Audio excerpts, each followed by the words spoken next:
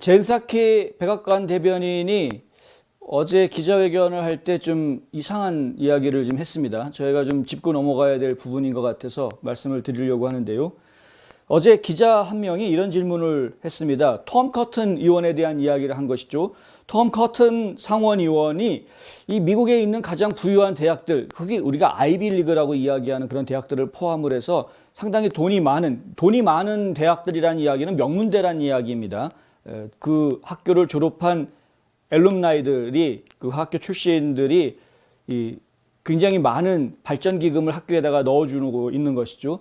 그래서 그 학교는 그 발전기금을 가지고 연구지원금으로도 물론 활용을 하겠지만 학교 시설도 투자를 하겠지만 우수한 학생들한테 장학금을 아주 충분하게 줘서 정말 좋은 학생들이 자기네 학교에 올 수 있게끔 그런 배려를 해주는 것이 이제 명문대학들의 기본 움직임입니다. 그렇다 보니까 이 부자 대학들, 좋은 대학교들이 이렇게 이해할 수 있는 것인데, 이 부자 대학들이 이른바 비미국적인 생각으로 사람들을 교육시키고 있다, 이런 지적을 했습니다. 이게 무슨 얘기냐 하면은 비판적 인종 이론을 지금 대학에서 가르치고 있다.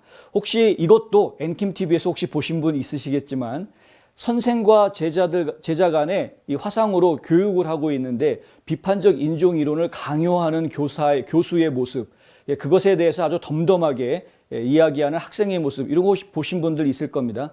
결국에는 이 대학 내에서 비판적 인종 이론을 주입식으로 가르치고 있다는 것은 상당히 문제가 되는 것 아니냐. 이게 이제 톰 커튼 상원의원이 하는 이야기입니다. 그래서 이런 잘못된 교육들이 학교에서 이루어지지 않게끔 방지하는 법안을 지금 만들고 있는 것이죠. 그것을 발의를 하고 있는 것인데, 이런 문제를 해결하기 위해서 세금을 조정하는 그런 법안을 만든 겁니다. 이 세금 조정하는 것은 큰 개인 기부금을 대학에다가 지불하는 사람들한테 세금을 좀 조정하게 하는 이런 방법입니다. 그래서 너무 거액의 기부금이 뭉칫돈으로 대학에 들어가는 것을 좀 자제하게 하는, 물론 이것이 과연 좋은 방법인지 이건 잘 모르겠습니다만은 하도 잘못된 교육을 하기 때문에 이제 이런 이야기까지 나오게 되는 것이죠.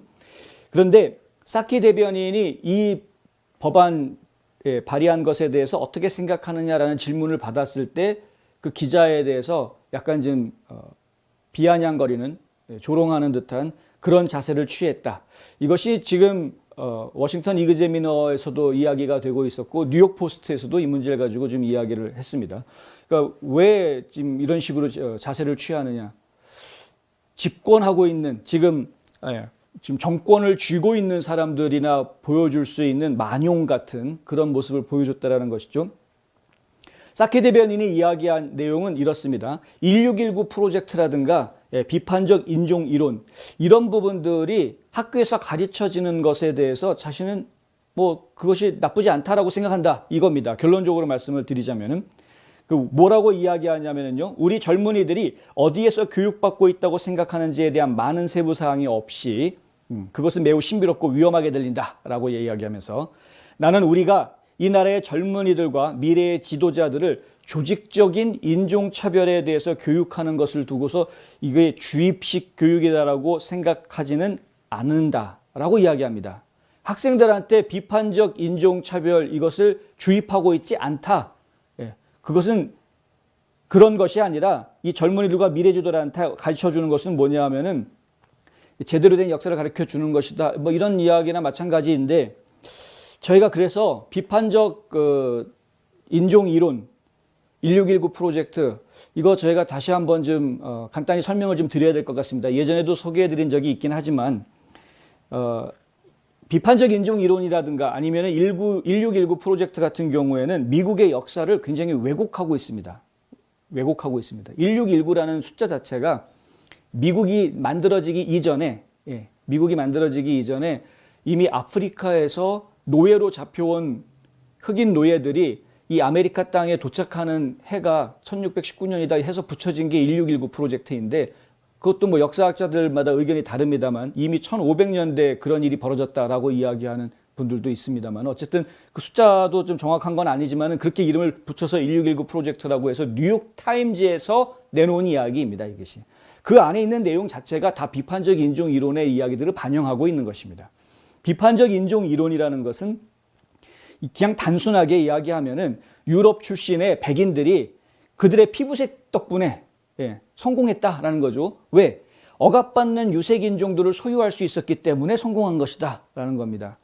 그 유색인종들 잘못 다룬 것이죠. 이건 뭐 여기서 이야기하는 유색인종은 일단 흑인입니다. 왜냐하면 아프리카에서 노예로 잡혀온 대표적인 인종이 흑인이니까. 그러니까 이 흑인들을 노예로 잡아다가 부려먹었기 때문에 백인들이 성공할 수 있었던 것이고 그 부를 축적할 수 있었던 것이고 사회적인 지위를 누렸던 것이다. 이렇게 이야기를 합니다. 근데 그 시대에 뭐 미국만 그랬습니까? 전 세계가 전 세계에 다 노예라는 것이 있었죠. 전 세계에 다 노예라는 것은. 근데 어쨌든 간에 그랬다라는 겁니다. 그래서 그 당시에 그 착취당했던 유색인종들, 이건 철저하게 이 사람들은 잘못 다루어져 왔던 것이기 때문에 어떤 식으로든 우리를 이런 식으로 다루지 마라, 우리를 노예로 부리지 마라 라고 맞서 싸우는 것은 도덕적으로 옳은 것이다 라고 주장을 합니다. 자, 1600년대에 노예로 잡혀온 본인의 의지와 달리 아프리카에서 자유롭게 살고 있다가 갑자기 노예상들이 와서 자기를 잡아가지고 납치해가지고 미국 땅까지 끌고 와서 아메리카 대륙에 놔가지고 노예로 살게 된 사람이, 우리 쿤타킨테 기억하십니까? 그 사람이 나는 이렇게 속박받는 노예로 살 이유가 없다, 나는 자유인이다 하고 거기에 맞서서 자신의 자유를 찾기 위해서 들고 일어섰다. 누가 뭐라 그럽니까? 뭐 그럴 수 있죠. 그건 저 사람의 정말 용기다, 대단한 용기다, 이렇게 이야기할 수 있겠죠. 그런데 지금 몇백 년이 지난 다음에 2021년에 길거리에 나와가지고 야, 400년 전에 우리 조상을 노예로 부려먹었지 너희들. 난 그거 인정할 수 없어. 이제 대가 내놔. 지불해. 대가 지불해. 너희들 잘못한 거 인정해. 이렇게 나오면 좀 갑갑해질 수밖에 없는 것 아닙니까? 지금 이제 이 비판적 인종 이론이라는 것이 이런 문제를 지금 가지고 있는 것이 현실적으로 가지고 있는 문제. 적용해야 되는 범위를 이렇게 점프를 막 합니다. 왔다 갔다. 상당히 수치스러운 역사의 잔재인데, 그것은 수치스러운 역사의 잔재와 이 미국이라는 나라를 세우고 있는 이 기반, 토대, 전통성 혹은 정체성, 이런 것과는 좀 얘기가 다른 겁니다. 그런데 이 비판적 인종 이론을 주장하는 사람들은 이 미국의 기초, 그리고 미국이 가지고 있는 정체성, 토대, 이런 걸 다 흔들려고 하는 것이죠. 그래서 블랙 아메리카라는 이야기가 나오고 있는 것이고 상당히 위험한 얘기가 나오고 있는 것입니다. 이게 좀 잘 생각해 봐야 될 문제인데, 지금 이 비판적 인종 이론을 따르면, 그것에 따르면 블랙 라이브스 매터 시위는 공공의료 명령을 위반하더라도 좋다는 것이죠. 그 사람들은 마스크 안 쓰고 길거리에 나와가지고 데모하고 화염병 던지고 치안을 어지럽히더라도, 그리고 야외에서 가까이 사람들 모이지 마라. 작년에 그런 얘기 얼마나 많이 했습니까? 50명 이상 모이지 마라 막 이랬는데도 1000명 이상이 막 모여가지고 데모하지 않았습니까? 근데 그렇게 위반을 해도 좋다. 민주당에서 내렸던 지령이 뭡니까? 각 시장들, 그들이 공공 지침들, 의료 지침들, 명령들을 위반했다고 하더라도 그거 가지고 처벌하지 말고 너희들이, 시장들이 직접 데모하는 데 나가가지고 시위대하고 직접 만나서 대화해라. 낸시 펠로시가 시장들한테 뿌렸던 지침입니다. 가이드라인. 이렇게 해라. 그래서 실제로 민주당 시장들이 시위자들하고 직접 만나서 막 이야기를 하죠. 언론들은 그거 열심히 막 찍어가지고 시장이 아주 훌륭한 소통하는 시장, 이런 식으로 막 언론에다가 내비치고 사람들을 막 현혹시켰던 것 아닙니까? 그래서 이렇게 시위하는 것은 예외로 인정해 줄 수 있는 것처럼 모든 사람들이 믿게 만들었던, 그러니까 그들은 공공의료 명령을 위반하더라도 좋고, 그런데 반대로 교회는 예배 보면 안 되는 거였죠. 예배만 못 보게 했습니까? 가정집에 모여가지고 서로 성경 공부하는 그런 간단한 그런 성경 공부하는 그런 것도 하지 마라. 일단 사람들 모이지 마라. 2가정 이상 한 집에 모이지 마라. 벌금 매기지 않았습니까? 교회 예배 본다고? 교회에서 예배 본다고. 어떤 교회는 뭐 거의 100만 불 가까운 벌금이 나왔다는 이야기도 나왔었는데, 그러니까 이중잣대 얘기를 저희가 안 할 수가 없고 내로남불 얘기를 안 할 수가 없는 그런 상황이 벌어졌던 것이죠. 그것이 바로 비판적 인종 이론이다. 자기네들의 의견, 그러니까 이 인종차별 문제가 딱 걸리면은, 그러면 아주 그냥 얼굴색이 확 바뀌어가지고 강하게 드러나는 사람들이, 우리가 무조건 옳다라고 나오는 이런 사람들. 그러면서 자기네들 어길 건 다 어기면서도 우리는 그거 어겨도 문제 안 된다. 왜냐하면 이 인종적 정의, 사회적 정의가 더 우선한다라고 주장하는 그런 사람들이죠. 상당히 좀 문제가 있다. 이러한 이야기들은 결국에는 결론적으로 이 나라를 분열시키게 되고 이 미국이라는 나라에서 인종차별, 인종 갈등이 생기게 자극하는 역할밖에 하지 못한다라는 것입니다. 실제로 그런 모습들을 현재 우리가 보고 있습니다. 왜 그걸 깨닫지 못하는지 모르겠습니다. 진짜로 왜 그걸 깨닫지 못하는지 모르겠습니다. 깨달음이라는 것이요, 배우는 사람이 어느 한순간에 그 깨닫는 순간이라는 것은 그 깨달을 때 얻어 받아들이는 그 정보가 이 뇌리 속을 아주 깊이 파고 들어와서 더 이상 자신이 거기에 거부하지 못하게 만들어주는 이런 역할을 하게 되는데, 대체로 그런 깨달음이 어떨 때 오냐 하면은 내가 몰랐던 것을 알게 될 때 그런 깨달음을 받습니다. 많은 사람들이 그런 자극을 받습니다.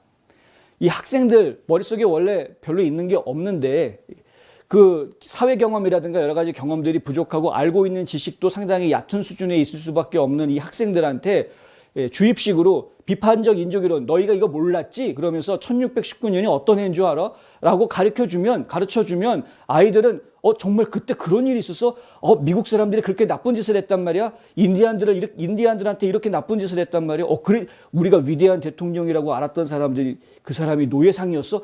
깜짝깜짝 놀라게 만들어주면서 파고 들어가는 겁니다. 그러면은 그 어린 아이들, 젊은이들 머릿속에 하나의 깊은 골이 생겨서 모든 생각하는 방향이 그쪽으로 흘러가게끔 만들어 놓는 것이기 때문에 굉장히 위험하다는 것이죠. 학생들을 이렇게 가르쳐 놓으면 이 아이들이 성장해서 나중에 결국에는 이 미국이라는 나라를 어떻게 신뢰하고 이 나라에서 살겠다라고 하느냐 하는 문제가 생기는 겁니다. 반미국적인 정서를 왜 가르쳐 주려고 하느냐. 이런 이론을 교육하는 사람들은 본인들이 절대 그 반미국적이지 않다라고 주장합니다. 사실은 사실 아니냐? 뭐 이런 식으로 이야기합니다.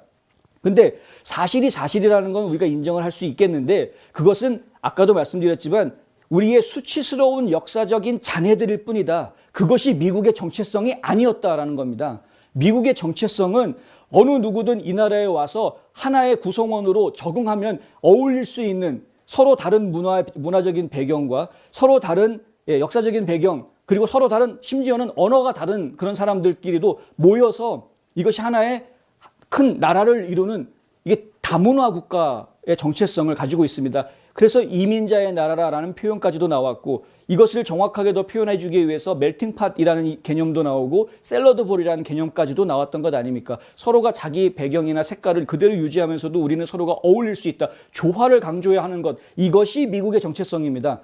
미국의 정체성을 무시하고, 야, 과거에 저들이 우리를 압박했으니까 우리가 지금 계속 이렇게 압박받고 있으면 안 돼. 경찰이 흑인들한테 총 쏘는 거는, 그거는 옛날에 저 사람들이 우리를 노예로 부려먹었던 그 근성이 아직까지 남아있는 거야. 이런 식으로 가르치는 거는 말도 안 되는 거죠. 인종 간의 갈등을 부추기는 것은 결코 미국을 멸망하게 만드는 교육이다. 이런 교육은 절대 유지되어서는 안 되는 것이다. 비판적 인종 이론에 깊이 들어가게 되면 이게 종교와도 연관이 됩니다. 아까 기독교 이야기를 해드렸었죠. 근데 기독교 이야기가 이 교회에서 예배드리는 거 금지한다. 이렇게 이야기 나왔던 것이, 그것이 우연의 일치로 그렇게 나온 것이 아니라는 겁니다.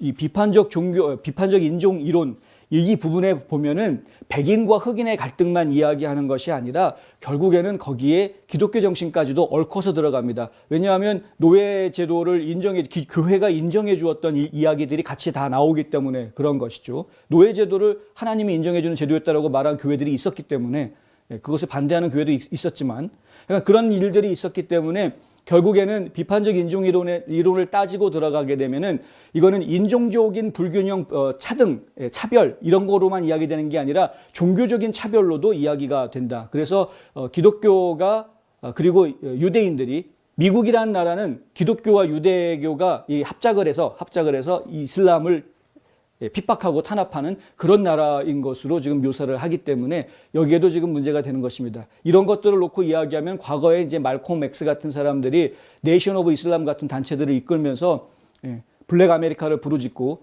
이랬던 것이 우연이 아니고 다 연결되어 있는 것이죠. 결국에는 흑인 백인의 갈등뿐만이 아니라 기독교 그리고 유대교가 뭉쳐진 이 집단과, 그리고 거기에 반해서 이슬람 간의 갈등, 이 문화적인 충돌까지도 이야기가 될 수 있는 부분이다. 상당히 미국의 근간을 많이 흔들어 놓는. 그런데 문제는 뭐냐면 미국이란 나라는 종교의 자유도 인정하는 곳이기 때문에 어떤 종교를 핍박하거나 이런 것이 미국의 근간이 아니라는 겁니다. 미국의 정체성은 그런 것이 아니라는 겁니다. 서로 다른 종교를 가지고 있는 사람들이 서로 어울릴 수 있는 곳이 미국이어야 하는 것이고 그것이 미국의 정체성이라는 것이죠. 그걸 가르쳐야 하는 것인데 그게 아니라 서로 간의 갈등의 역사를 가르쳐 놓으면 세상을 바라보는 시각이 거기에 고정이 되면서 아이들이 이건 갈등의 역사, 갈등의 사회로만 보기 때문에 나중에 더 큰 문제들을 일으키게 되는 이 근거를 마련해 주는 것이다. 잘못된 교육은 정말 나라를 망치는 것입니다.